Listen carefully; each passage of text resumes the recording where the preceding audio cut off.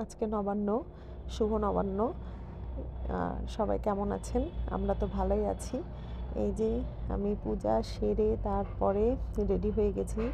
Ready হয়ে এখন যাব একটু দিদির বাসাতে, দুপচাচিয়াতে। আর দুপচাচিয়াতে আজকে জামাইবাবু বারবার বলছিল, তাই নিজে আর বাসায় রান্না বাড়ার ঝামেলা করিনি, শুধু পূজাটাই করেছি। করে আমরা বাইরে বের হয়ে গেছি। আমার পুচুসোনাও রেডি যাওয়ার জন্য। তো অনেক কষ্ট করে গাড়িটা পেয়েছি, কারণ আমরা 1 ঘন্টা ধরে বাস স্ট্যান্ডে দাঁড়িয়েছিলাম। আজকে তো ভাবছিলাম যে বগুড়া থেকে নওগাঁর বাস মনে হয় কোনো সমস্যা আছে, যেতেই মনে হয় পারবো না। তো অবশেষে গাড়িতে উঠে গিয়েছি আর দুপচাচিয়া পৌঁছে যাওয়া যায় ভাব। তো দুপচাচিয়া যে আমার ছেলে জামা টামা ছেড়ে আগে শুরু করেছে বিড়ালকে দেখা। এ বাড়িতে 3টা ছোট ছোট বিড়াল রয়েছে। সে যে যাওয়ার থেকেই বিড়াল নিয়ে পড়েছে।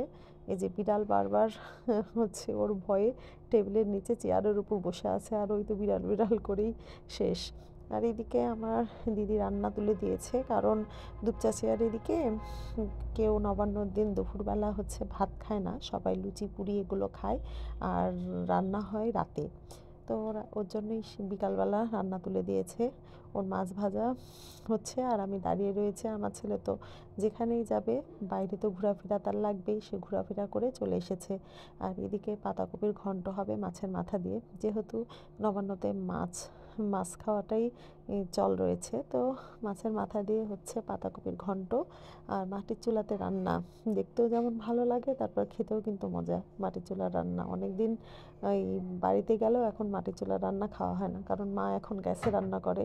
চুলাতে রান্না প্রায় উঠিয়ে গেছে।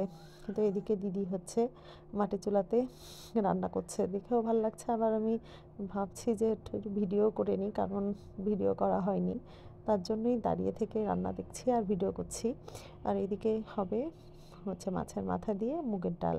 তার জন্য কড়াইতে মশলা, তারপরে সম্বারা সব দিয়ে ভালো মতো মশলাগুলোকে ভেজে নিয়ে তারপরে ডাল দিয়ে দিবে। আর ডালটা মাছের মাথা দিয়ে খেতে ভালোই লাগে, তাই না?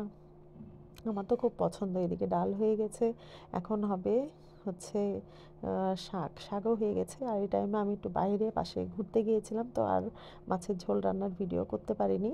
আর এদিকে তুলে দিয়েছে টক, এসে দেখি টক রান্নাও প্রায় শেষ। তো ওইটুকু একটু ভিডিও করেছি। আর এখন যা রান্না হয়েছিল তাই একটু দেখিয়ে দিচ্ছি। হয়েছে মুগের ডাল, আর এই যে আলুকপি দিয়ে মাছের ঝোল, আর হচ্ছে আর শাকও হয়েছে, পালং শাক মাছের মাথা দিয়ে। আর এদিকে আমার ছেলের জন্য মাছ ভাজা, টক, আবার পায়েস তো থাকবেই। আর এটা পাতাকপির ঘন্ট। আর আর কি আছে, আর হচ্ছে আছে পায়েস। তো এটাই হলো নবান্নর খাবার। তো সবাই ভালো থাকবেন। ব্লগটি এখানেই শেষ করছি।